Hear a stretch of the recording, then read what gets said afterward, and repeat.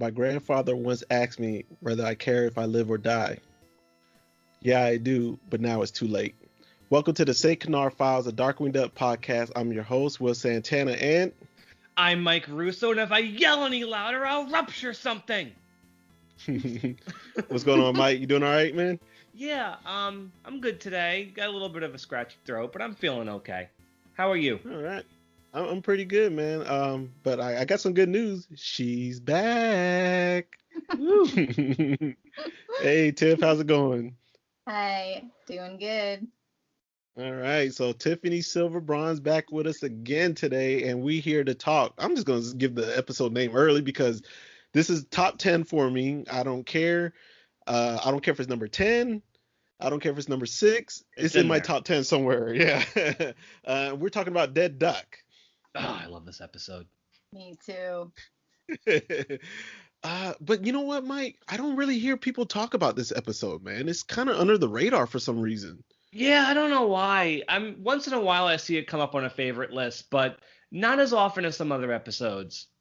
Yeah, we always hear Justice Duck, Darkly Dawns the Duck, the Haunting of Mr. Banana Brain, like Megaverse. All those episodes. Megaverse, all those episodes come up all the time. But for some reason, this one just falls off the radar. But as you heard all three of us say we love it, I'm pretty sure the majority of our Darkwing St. Canard Files community loves it, Oh, yeah. I mean, it's got everything. It's got Morgana. It's got Megavolt. It's got a really, it's got a really edgy kind of a plot. It's even got Disney Japan. It's got everything that you'd want in a Darkwing episode. And it has really good dialogue. Yeah, it does. Got a lot of good jokes in there too, man. And we'll talk about Megavolt. I love Megavolt's role in this. I feel like even though this is not a Morgana episode, they have her in here just enough for the Morgana fans, Yeah. Absolutely. Okay. All right. So no talk today. I figure, with all three of us, this is an episode we all like. Let's kind of get into it already. So Mike, what's our production and air date order? All right, so this one aired Monday, February 17th, 1992, and I want to just tell a quick story about how I first saw this one. I knew this one was going to be great because, the stars aligned, and the preview for this one actually aired at the end of my Valentine Ghoul the previous Friday, so I knew we were getting this one, and I knew it was going to be a Japan episode, so I was really excited. And I was off the following week because that Monday was President's Day and I was off of school. So I was so excited that day to see this episode. We actually went that morning to a Japanese supermarket in New Jersey that I always went to with my family. My mom and dad, rest in peace, but we always went to this supermarket a few times a year. And all I was thinking about on the trip there and everything was just this episode, how great I knew it was going to be.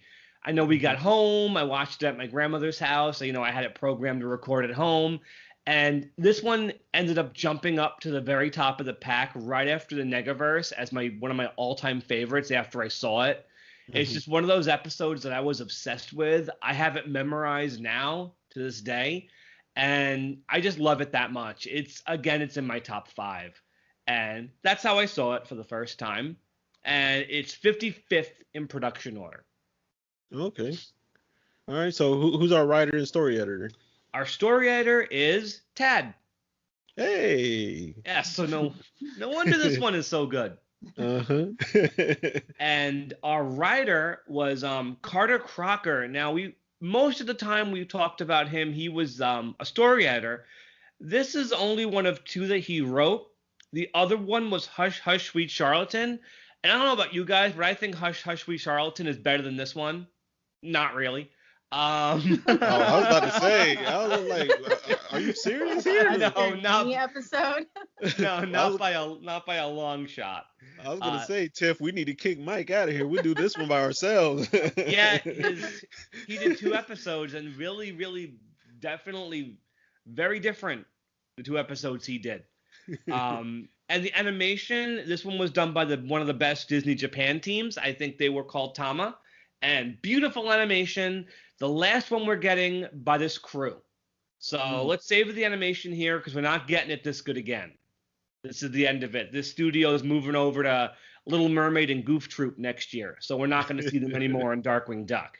No. But they're going out with a bang, though. This one's got some fantastic animation.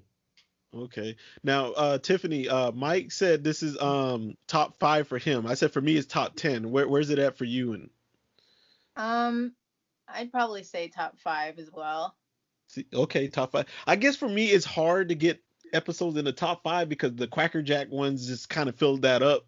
You know, I'm so biased toward Quackerjack, so it's hard for me to fit another episode top 5. It really is. Except for that one episode. Hey, come on, man. Why you gotta keep bringing that up, man? It's coming up. Why are you still bringing it up? My villain pretty much has one episode, so he doesn't fill up too much. Oh yeah, Liquidator. All right, so Mike, you said our animation studio. You said we need to get into the plot now, right? Sure. Or did we skip something? Okay, let's go ahead and get into this plot. All right, we start off with DW and LP, and they're chasing Megavolt, and he's headed towards South Street. Yeah. I want to mention North something. Street. Yeah, I want to mention something. I really want to dig up my original VHS of this from its first airing, because as they're chasing Megavolt, Launchpad goes, "There's Megavolt going south on North Street," and I feel like it's setting himself up for a joke. And I swear I recall a follow-up line from Launchpad that says, "Or is it north on South Street?" Because that feels like that should be the next line. And I swear he said that. And it's just not in the episode as it is now. One day I'm going to dig up my VHS tape and I'm going to find out if that line was actually in there. Because I swear he said it. Yeah, that does sound really familiar. Because it's the perfect Launchpad line. Why would he say going south on North Street if Launchpad is not going to get confused and say, "Or is it south on North Street?" Or south, you know what I mean? Mm-hmm. Something is missing. Just because I know Launchpad better than that, you know? Mm-hmm. But we'll continue. All right, so they're chasing Megavolt, and he's on the power line. It looks like he's kind of like skating on the power lines or something. Yeah,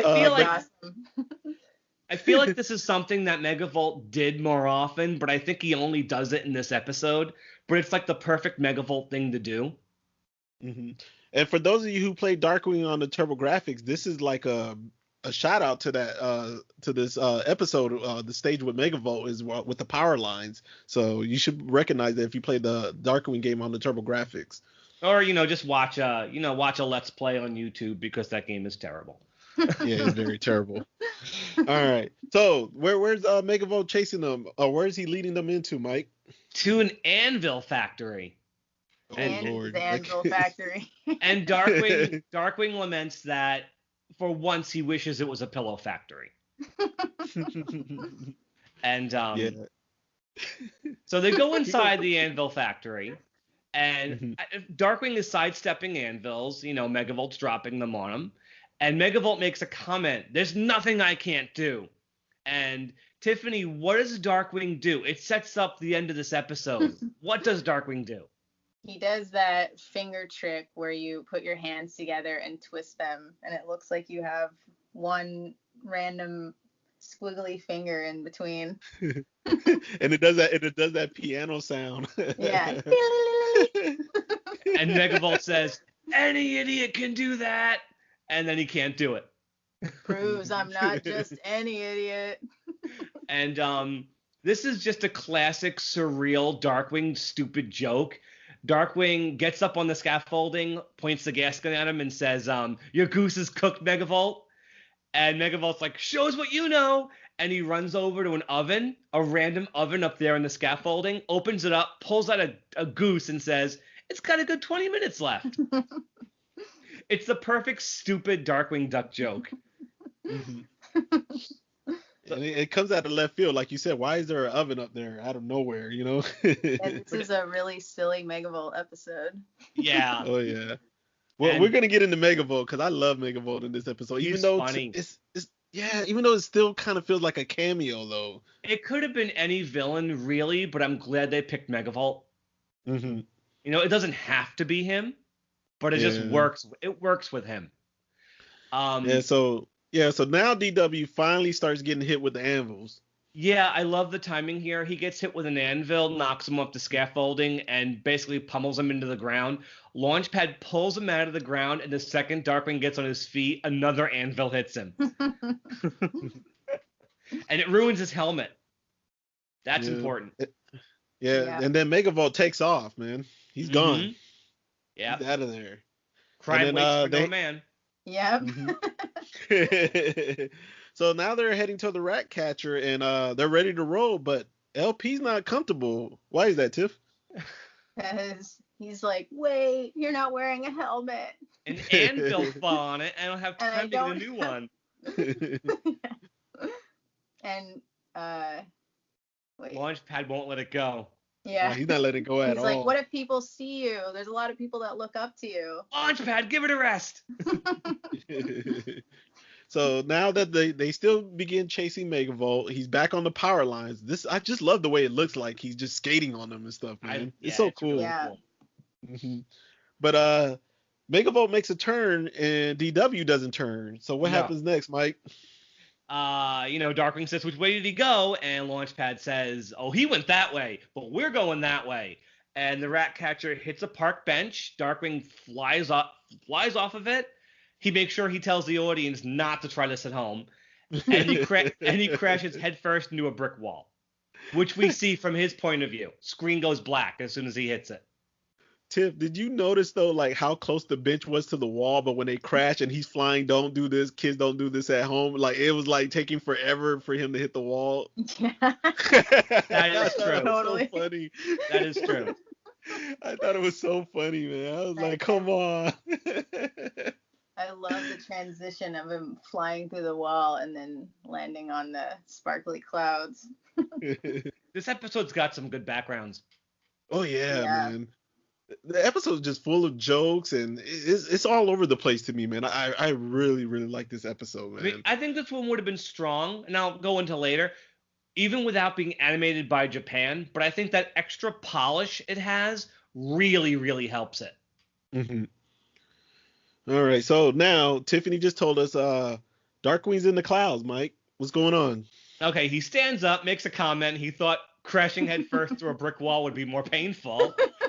And then he drops through the cloud and lands someplace a lot less soft. Oh, yeah. And he doesn't know where he is. And he's walking around. Yeah, Darkwing never knows where he is. It's like the Megaverse. But then he sees this huge line of people. He's underground somewhere. And he makes a comment, judging from the intolerably long lines, this must be some sort of theme park. And coming from Disney, that's pretty funny. Yeah. Yeah. And then this line is super crazy. It has like a bunch of C-list characters in it. Tiffany, where in the devil is he? He is in hell. Yes, he is. He is in hell. And we meet Beelzebub. I mean, Lucifer, the devil, whatever. I think canonically they refer to him as Beelzebub, officially. The Beelzebub was voiced by Marty Ingalls. We have a bunch of guest voices in this episode. Marty Ingalls was an actor, comedian, writer, theatrical agent. Born in 1936. He died in 2015 at the age of 79. So nice long life. This is his only Disney role. Lots of Hanna-Barbera stuff. People who go back to the 80s might remember him as the voice of Pac-Man in the old Hanna-Barbera cartoon show. I remember they did a Christmas episode with Pac-Man I used to watch as a kid. That was Marty Ingalls. I don't have much else to say about him because he doesn't do many characters I'm familiar with. But I think he's good as Beelzebub. What do you guys think? Yeah. Does he voice him in the Hot Spells also? Yes, he does. Okay. Yeah, so he does come back. Okay. But did you guys notice though, when they were in line in hell, they had that I don't know what they're called. You know, like when you're going to the amusement park Turnstile. Yes. I was like, really? They're gonna have that down there? Well, Beelzebub kind of treats hell as basically being in charge of the DMV, doesn't he? Yeah. I noticed a couple of the background characters are reused models of other characters. The first guy he feeds into the flames is Warden Waddlesworth. That's what I was gonna say. And the other guy is from Shyster and Loophole from Jurassic Jumble. Oh, Yeah. okay. And then in the line, it looks like Gloria Swan song is in there. Oh, I didn't see that. I'll have to go back and look. And I think that there's a scientist guy, or I don't know, he looks like a scientist, but I think he's the guy in Justice Ducks when they're at the hospital and they're like, we need electricity to run the hospital. Well, they Man, definitely. You guys got good eyes. Well, You guys got good eyes. They probably just grabbed all the model sheets they could and were like, stick this guy in here, stick this guy in here. Yeah. But Darkwing wants to know where he is, and Beelzebub whispers in his ear, and Darkwing's like, you are, I am. But then he asks Beelzebub how to go home, how to get out of here. And this is like my favorite dialogue from Marty Ingalls.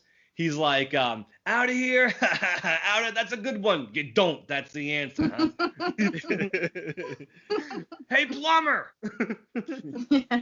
Yeah, but Senator. DW's not feeling this at all, though, Mike. He's not feeling it at all. He's got better things to do than wait around there. And Hell has a very accessible elevator. Mm-hmm. So Darkwing gets in the elevator and takes it to heaven. Yep, he's now at the pearly gates. And who does he meet there, Mike? Okay, so he meets St. Peter. Very small role, very minor character, but he was voiced by Hal Smith. A legendary voice actor, born in 1916. See how far back he goes. Passed away in 1994 at the age of 77. Of course, he was in literally everything for Hanna-Barbera, like everything. He was best known for starring in the Andy Griffith Show. He was also the original voice of Owl from the Winnie the Pooh featurettes. And he also voiced Pooh before Jim Cummings took over. But I think us as Disney TV fans know him best as the original Gyro Gearloose and Flint Heart Glomgold. Whoa, I did not know that. Yep, Oh, man. that's Hal Smith. Yep. Oh, man. And you caught me off guard with that. And Will may want to close his ears because his last TV role was as Santa Claus in a Bonkers episode. Oh, Lord. And that was his last role before he passed away. I'm getting tired of all this bonkers stuff lately, man. Well, because Let's Get Dangerous kind of brought him back, didn't it? Yeah, oh God. So that's Hal Smith. He's voicing St. Peter as kind of a Southern gentleman. Let me get off the subject for just 10 seconds. Tiff, do you like bonkers? You know, I weirdly really liked it when I was a kid. And I don't know why, because I was a huge Roger Rabbit fan, so I should have thought it was like a big ripoff. But yeah, I was into it as a kid, and now it's like it's really hard to watch. Okay, so you don't like it. Yay, Tiff. Well, if it wasn't animated so well, I probably wouldn't like it either. But the animation just really hooks me on that show. But anyway, I appreciate it. Anyway, moving on. Enough about the Bobcat. So St. Peter he looks up Darkwing in his computer. He comes up with Da Vinci, Durante, Darwin. We know who those guys are. Can't find Darkwing, so decides to look under Drake Mallard, of course.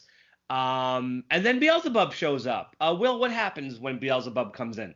Oh, he's claiming him. He says Darkwing doesn't belong up there. And he gets in a debate with St. Peter, and they end up having a coin toss over it. Isn't it funny how Darkwing's, morality is so ambiguous that even heaven and hell can't figure it out? Yeah.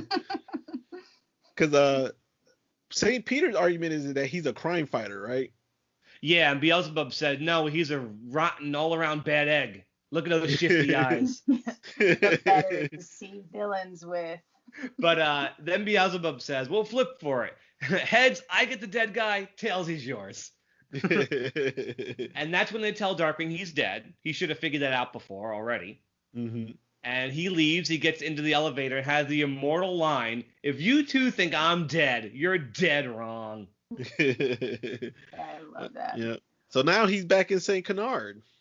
But for the rest of the episode, except for one bit in the third act, he's clear. He's a ghost. So you can see right through him. He's gray, so there's no color on him.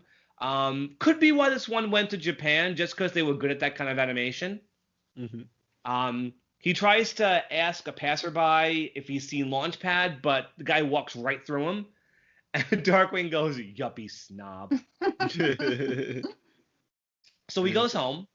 And before we continue with the plot, this sequence in the house, this is my favorite animation in the episode. It's really, really good. Yeah. Tiffany, I love it too. what do you think? You love it too, right? Yeah, it's really good. Like this animation, the person animating this, they did the lullaby from Darkly Dawns the Duck. Oh, Like, okay. This is the same group of people. This is really fantastic. But so what happens in this next scene, Tiffany? So he comes home, sits on the couch, says, "What a day! I'm dead on my feet." And Launchpad and Goslin come in, and they're crying from being at the funeral. And you see this animation of like tired Darkwing and one eye opening up to see what's happening. But I love the just difference between Launchpad and Goslin. Goslin's like really crying. She's really sad. But Launchpad is such a blubbering mess. He's always played for laughs. No matter how sad he gets in this episode, it's always funny. Goslin, you feel bad for her. You do. Because they've obviously just come back from his funeral. Because they're all dressed in, funeral outfits. They're all dressed in black. Mm-hmm. Now, at first they can hear him, but they can't see him quite yet. But then they ended up seeing him a few seconds later. But then they realize they can't touch him because Goslin runs right through him. Yeah, and my favorite line of dialogue is the one I use to introduce myself. I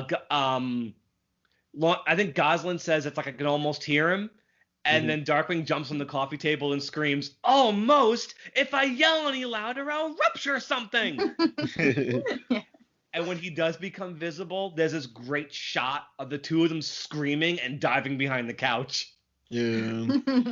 So yeah, Goslin runs right through him. Darkwing's in denial that he's dead. So who do they decide to visit? Megavolt, right?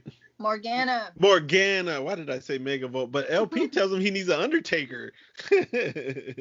Yeah, but they go see Morgana, and they're asking her to cast a spell to bring him back.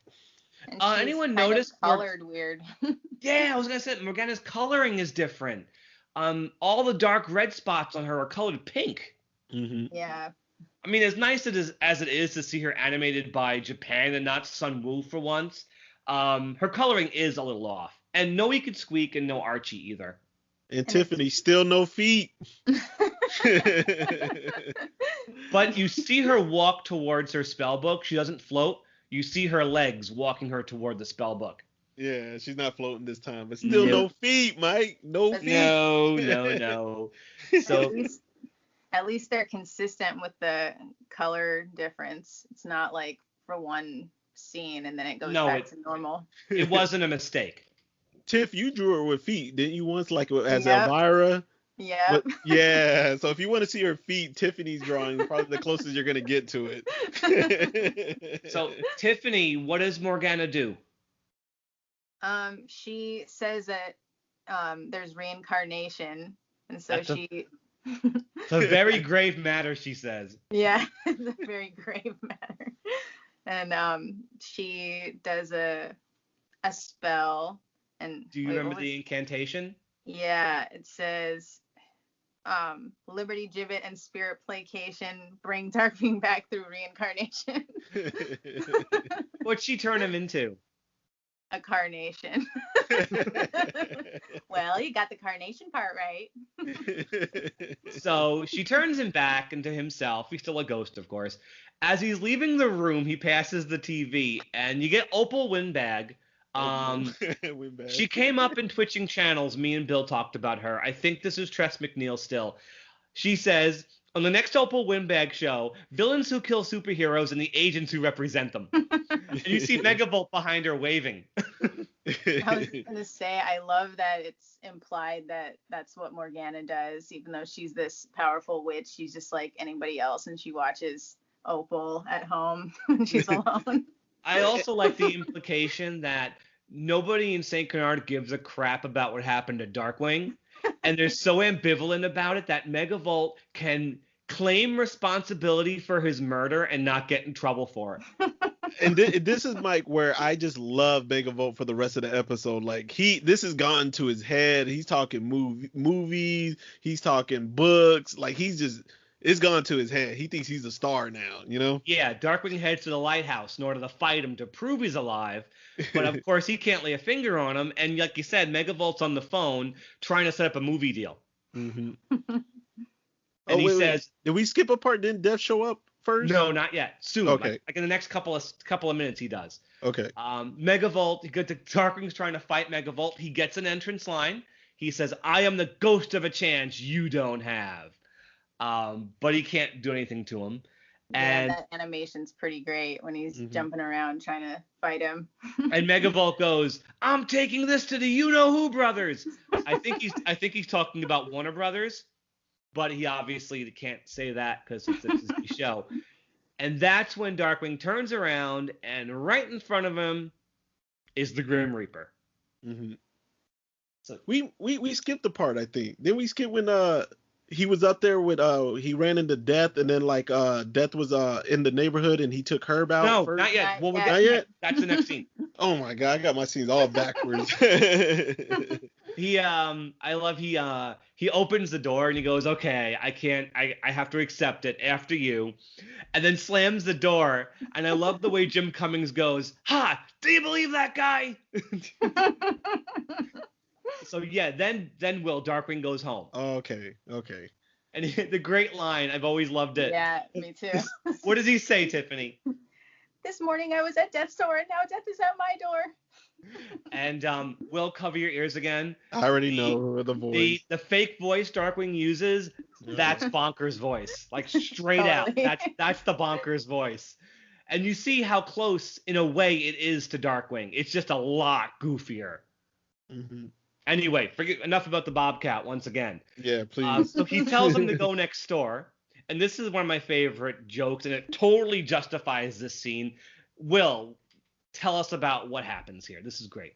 Yeah, Death grabs Herb, and DW. But it kind of feels like, well, I'm a crime fighter. It shouldn't be me. It's like, man, come on. Back up a second. Herb opens the door, sees Death standing there with his scythe, and then goes, "Binky, the gardener's here." Oh, yeah. His only line. Yeah, man. But DW does him dirty for a minute, but he finally comes back and he does the right thing, Yeah, and he does. He says, I "Over can't here." Just stand here and let Death take Herb. Can I? The little "can I" is perfect. Yeah. He goes back to Morgana's, and Tiffany, again, this is my second favorite stretch of animation in the episode because it's so nuts. Like, yeah, me too. I think this is my actual favorite animation. Like, in the he episode. comes into the house, he pulls the shade down, he jumps up into the that little, what do you call it? The spy hole in the door. He's totally panicking. Mm-hmm. But the animation totally sells his panic. Yeah. It's terrific. So since Morgana is your favorite, Tiffany, what's her next spell? Eye of newt and leg of lamb, mother of pearl, and a side of ham. Pour them all into a mixing bowl and reunite Darkwing, body and soul. As she's casting the spell and the lightning is flashing outside, just check out the faces on Launchpad and Goslin. Mm-hmm. Like, beautiful. I love this animation. I actually screenshotted that because I like loved Launchpad's it so entire bottom of his bill just inflates. He's so scared. So she casts the spell, and it said what she said, soul. So Goslin's shoes pop off her feet and run away. Yeah. Wrong soul. Yeah, that kind of reminded me of that MC Hammer show. The magic shoes. Yeah, the magic shoes that could rap and dance and all that. Oh, and this is the scene where we find out that Megavolt's writing a book. Yeah. Doing away with superheroes for fun and profit. I was gonna say, I feel like that scene with the shoes, they wanted it to be Darkwing, but realized that Darkwing doesn't have shoes, so they had to make it Goslin. Yeah. Wrong soul, Goslin says. So this is when Darkwing actually accepts it. Like, yeah, he's dead, and this is just how it's gonna be. Goslin's not taking this though. Like, she's not letting Megavolt get away with murder. She says, and you know what? I'm gonna give this episode a lot of credit.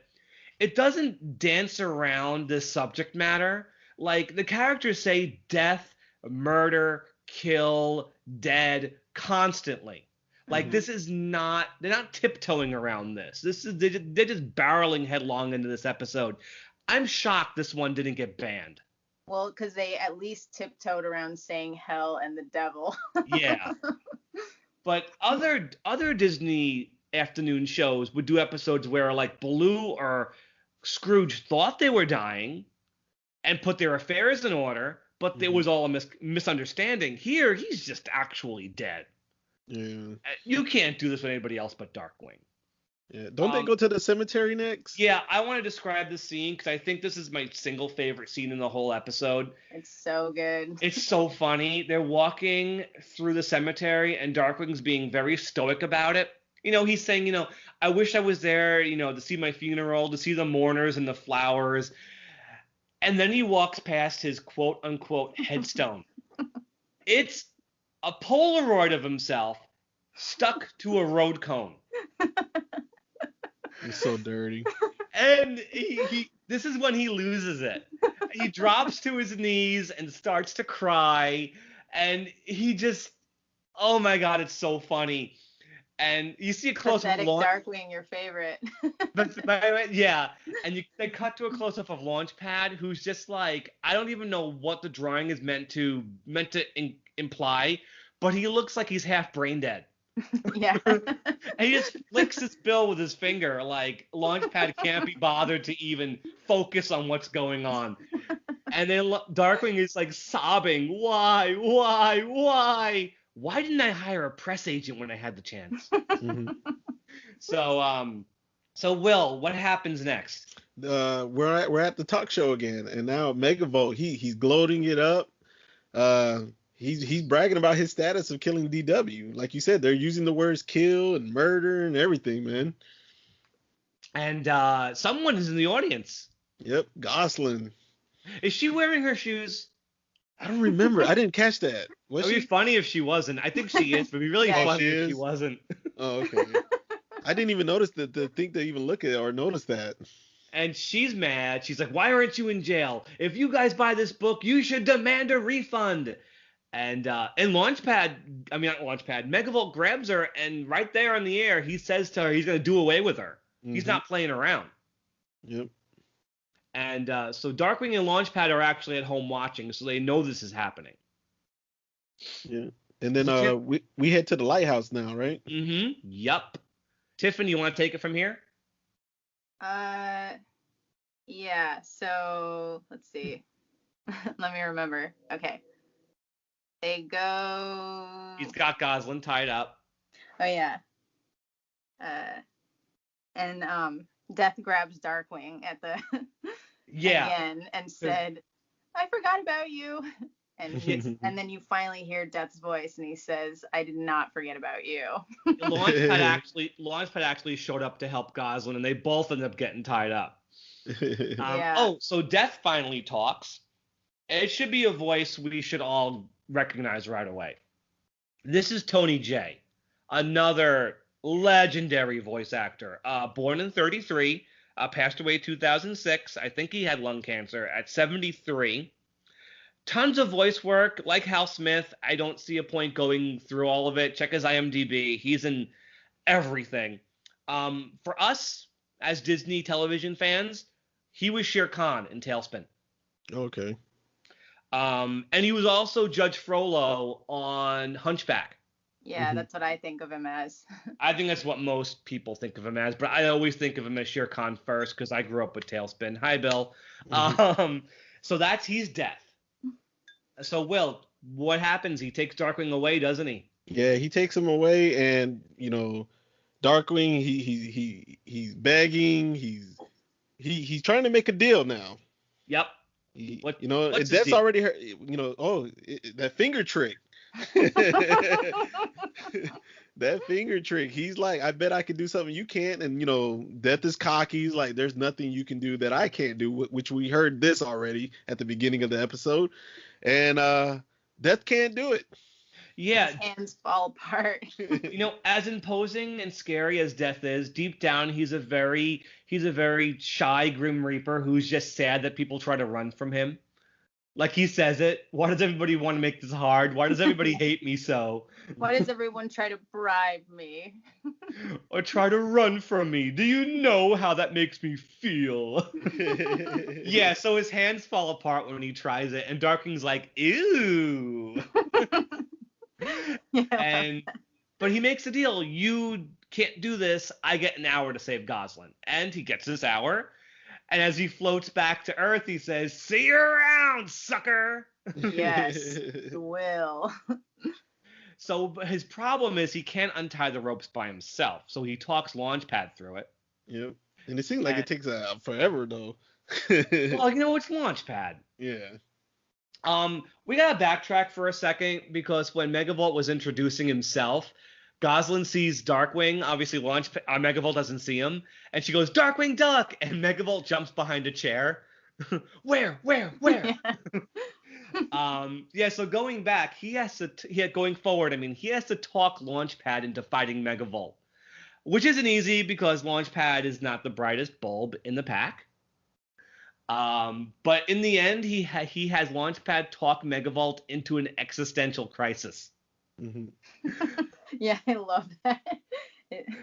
He goes, so hilarious. He's like, there's nothing more special in this world. What does he say? Wait. There's nothing more as precious. There's nothing in this world as precious as life. And Megavolt goes, oh yeah, come again. And he's like, if you only care about yourself, you'll only end up lonely and unhappy. And he's like, I am. And he sits down looking so broken, like he's pondering his life choices now. And it's like, Darkwing goes, perfect. Now mutilate it. Hey, what happened to respect and kindness? Okay, so they got to get back to Morgana's.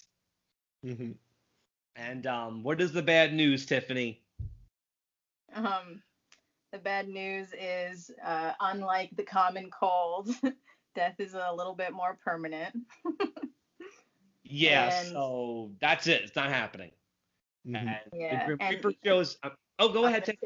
A small note. I love the portrait on the wall at Morgana's house. I always wondered if that was like a picture of her mom or something.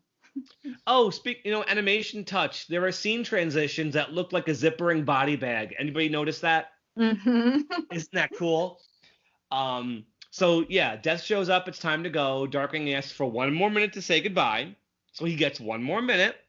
He says goodbye to Morgana, makes a comment, we never got to get together. So this was actually, I believe, written before Valentine Ghoul. So I guess that kind of works. He says goodbye to Launchpad. You're the only sidekick I ever worked with. Of course, you were the only sidekick.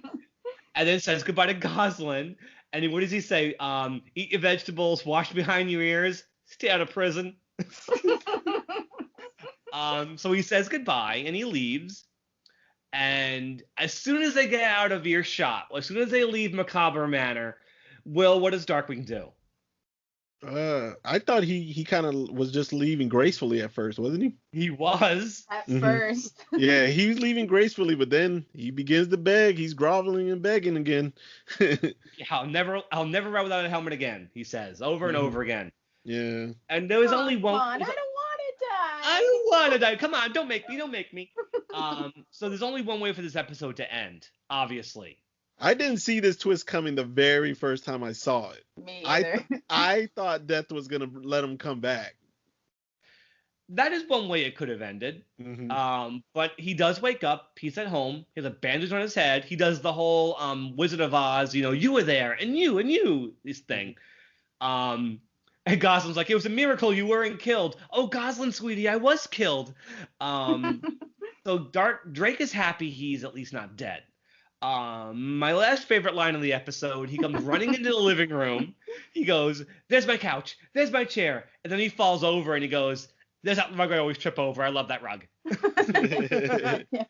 Yeah, he wants to celebrate. He wants to throw a party. He's like, is he baking a cake or something? Yes, he's baking a cake. Yeah, he's baking a first cake. he gets mad and he's like, wait, I went through all that mental anguish over a dream. What a cheat. So it kind of lampshades it. Like, we're all thinking, oh, that was a cheat. And he goes ahead and actually says what we're thinking. Oh, that was a cheat. Yeah. But then, it's... Yeah, Go ahead, Will. I was just going to say, then he opens the oven, and what happens, Mike? Just as it's getting a little too corny, him happily running around the kitchen making a cake, which is pretty corny, he opens the oven, and Beelzebub comes out and asks him for the time. Out of left field, makes no sense, totally surreal, but I love the ending. Does it mean that it wasn't a dream and that it was really just him getting his wish? Well, we're going to find out that Beelzebub does exist and does know about Darkwing and does want him on his resume, doesn't he? All right, due to time, guys, we gotta get into our scores. We gotta get into our scores and your overall feelings of this episode. Let's start off with you, Tiff. Yeah, I'd definitely give it a 5. This one's getting a 5 for you? Yeah. 5 gas gun canisters? Okay. You, Mike? 5. It's a 5? Yeah, of course. Yeah, this one's a 5, man. There's just no way around it, man. I just love everything. Beelzebub, Death is hilarious. The finger trick, Megavolt, loving the glory and the spotlight. You know, everything shining on him. You feel bad. Morgana's got a cameo. She messing up the spells. Like I said, her cameos are just perfect. You know. Mm-hmm. So this is it's a 5 episode, 5 gas gun canister episode for me. No question. Yeah. Can I say one more thing about Morgana? Go for it. I think it's weird that she wasn't invited to the funeral. That is weird. I wonder who else went to that funeral. You know, what would Darkwing's funeral be like? Would Shush show up? Would Gizmo Duck show up? Like, I wonder. Would the Butterfield show up? Yeah, well, you know, know. Well, no, Tiffany. Darkwing is Herb's best friend. He met him once in person. And I love this one. The other thing about her is I love how when he first arrives as a ghost, she seems like completely unscathed by it, as if she's so immersed in her spooky realm that it's not a big deal that her boyfriend's a ghost. She probably liked that. Yeah. Yeah. My last thing about Megavolt, Mike, is I love how the beginning of the episode he's his usual villain, but then the rest of the episode he's just a comedian. He is just hilarious, man. Yeah. You know, he's there for comic relief, and he just keeps making me laugh the whole episode. Again, I can't picture any other villain actually filling this role. Mm-hmm. Like, none of them would really work this way. Like, maybe Quackerjack, but I just think Megavolt just works for the story more. Quackerjack would have been okay, but like you said, Megavolt, this is definitely Megavolt all over it. Yeah. You know? Yeah. Makes sense. All right, so do we have a villain to rate? No? No. I mean, Beelzebub we're rating on the hot spells because he is a legit villain in that one. So we'll wait until then. Okay. All right, so Mike, what episode we got next, man? Okay, we are finally getting the very first Tuscanini episode next week. A Duck by Any Other Name was like 3rd or 4th in production order and was delayed for some reason. I think it was an animation problem. It is finally airing next week. So we'll talk about that one next time. First Tuscanini episode. Tiff, you got any feelings about that episode? Not really. Not really. Not I like the animation. Okay. All right. So Mike, man, for the people listening to us for the first time, where can they find us? All major podcast apps, Spotify, Stitcher, Google Play, iTunes, Pandora, iHeartRadio, Pocket Cast, Radio Public. You can watch us on YouTube. I know lots of people do that. And also you can ask your Alexa to play the latest episode for you as well. I think that was all of them. Will, you got any shout outs? Yeah, I'm going to give a shout out to Mitchell Slaughter, James Gallagher, And oh my God, I'm gonna mess up his name. And I've met this person in person too. Joe, you guys help me out if you know it. Giro? I recognize the name, but I couldn't help you on the pronunciation. Sorry. Yeah, I met him at Galaxy Cons. He's a really cool guy, man. And you know what? Shout out to Brian, who runs that Disney Afternoon Throwback page. That's a cool page. Yeah. And I want to just say thank you to Tiffany for joining us 2 weeks in a row. I hope we can have you on at least one more time before we're done with the show. That would be nice. Definitely. Tiffany, plug yourself. Where can they find you at? I'm on Instagram as Tiffany Silver Braun and Regurgitating Gertie. I love that one. That needs to be a cartoon character. Just a woman named Gertie who regurgitates stuff. I would watch that. Maybe that'll be one of my next drawings. And on Facebook, I'm The Art of Tiffany Silver Braun. And I've got a YouTube page, which is Radioactivity. Okay. Guys, if you're interested in her artwork, which is amazing, she does do commissions, but get in line. I'm next on deck. Wait your turn. All right, guys, but that's it for this episode. We hope you guys tune in next week. We might do some more lives, and make sure if you're interested in our Zoom chats. Last time we went live on our Zoom chat, it got crashed. Everybody crashed the party, Mike. I know you saw that, right? Everyone crashed our party. That's part of our Zoom chat. But it was all fun, though. I enjoyed it. So you guys just check us out. Follow our pages on Facebook, Instagram, and Twitter. Check out Tiffany's page. And remember, stay dangerous. Have a good night. Bye.